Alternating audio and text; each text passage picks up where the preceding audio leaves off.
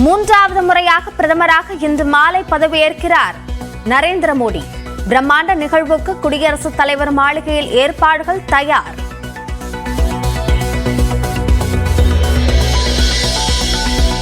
நரேந்திர மோடியுடன் இன்று 15 பேர் அமைச்சர்களாக பதவியேற்க வாய்ப்பு. தெலுங்கு தேசம் கட்சியிலிருந்து ஒரு அமைச்சர், ஒரு இணை அமைச்சர் இன்று பதவியேற்பார்கள் என தகவல்.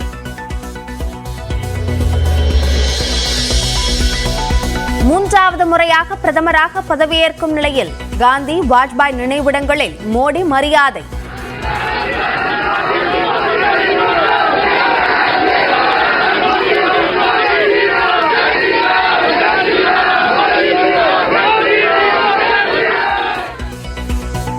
போர் வீரர்கள் நினைவிடத்திலும் மலர் வளையம் வைத்து மரியாதை செலுத்தினார்.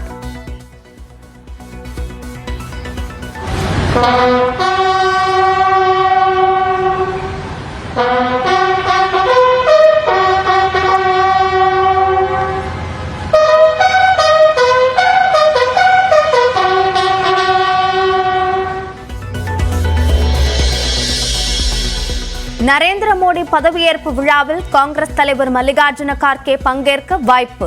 மம்தா மற்றும் இந்தியா கூட்டணி கட்சிகள் பதவியேற்பு விழாவை புறக்கணிப்பதாக ஏற்கனவே அறிவிப்பு.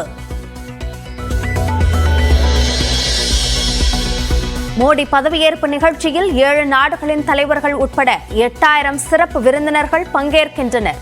வங்கதேச பிரதமர் ஷேக் ஹசீனா உள்ளிட்டோர் டெல்லிக்கு வருகை.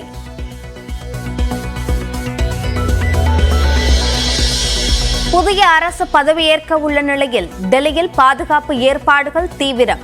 குடியரசுத் தலைவர் மாளிகையை சுற்றி 2500 போலீசார் குவிப்பு.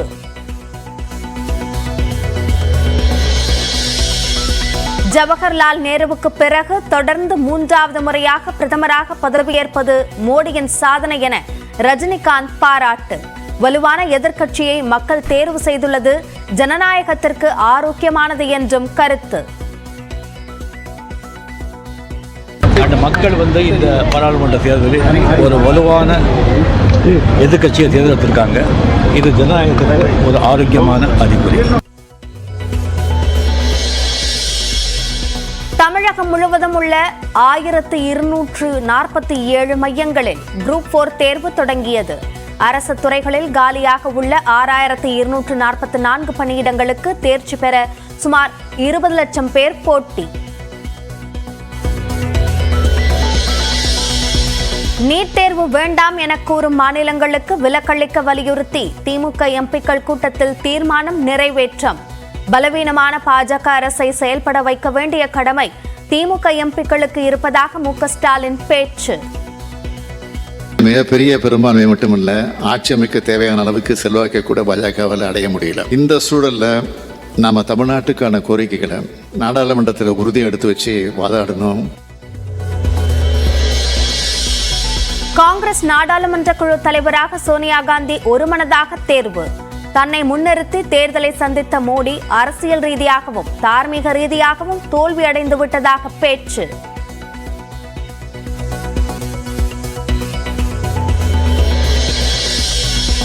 மக்களவை காங்கிரஸ் தலைவராக ராகுல் காந்தியை நியமிக்க வேண்டும். டெல்லியில் நடைபெற்ற காங்கிரஸ் செயற்குழு கூட்டத்தில் ஒருமனதாக தீர்மானம்.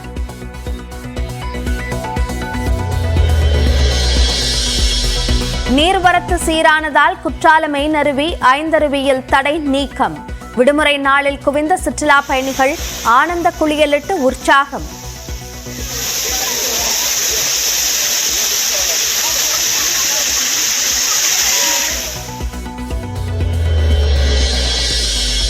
மக்களவைத் தேர்தலில் திமுக பாஜகவை விட அதிமுகவுக்கு அதிக வாக்குகள் கிடைத்துள்ளதாக எடப்பாடி பழனிசாமி பேட்டி.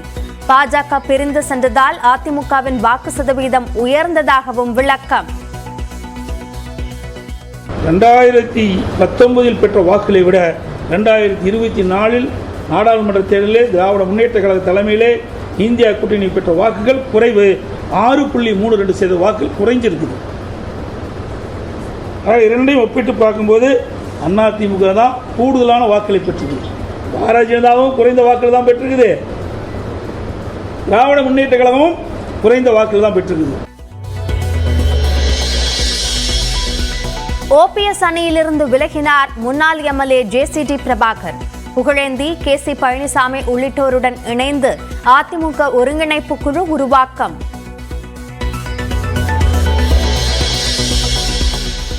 தேர்தலில் போட்டியிட்ட 8 ஆண்டுகளுக்குள் மாநில கட்சி அங்கீகாரத்தை பெற்றுவிட்டதாக சீமான் பெருமிதம். 2026 ஆட்சி அதிகாரத்தை பிடிப்போம் என்றும் நம்பிக்கை.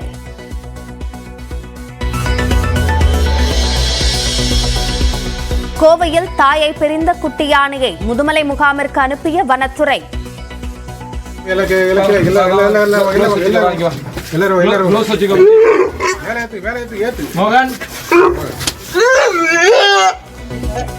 தாய் யானை கைவிட்ட நிலையில் வேறு யானைகளுடன் சேர்க்கும் முயற்சியும் பலனளிக்காததால் நடவடிக்கை.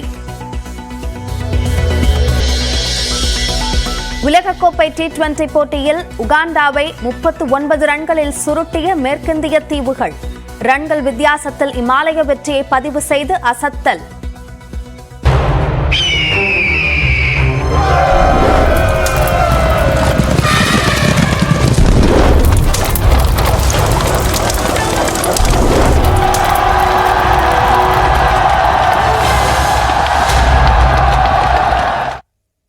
மூன்றாவது முறையாக பிரதமராக மோடி பல்வேறு தலைவர்களின் நினைவிடங்களில் மரியாதை செலுத்தினார்.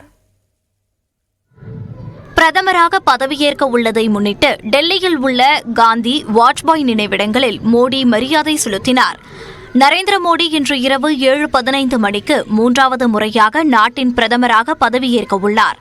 அதற்கான ஏற்பாடுகள் குடியரசுத் தலைவர் மாளிகையில் விறுவிறுப்பாக நடைபெற்று வருகிறது. இதனை முன்னிட்டு டெல்லி ராஜ்கோட்டில் உள்ள மகாத்மா காந்தி நினைவிடத்தில் நரேந்திர மோடி மரியாதை செலுத்தினார்.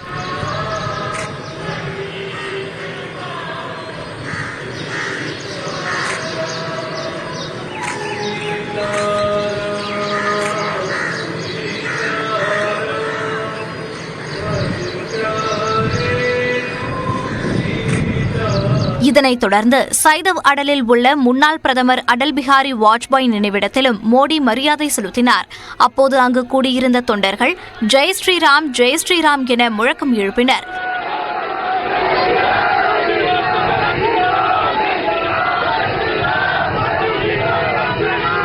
தொடர்ந்து டெல்லியில் உள்ள போர் நினைவிடத்திற்கு சென்ற மோடி அங்கு மலர் வளையம் வைத்து மரியாதை செலுத்தினார்.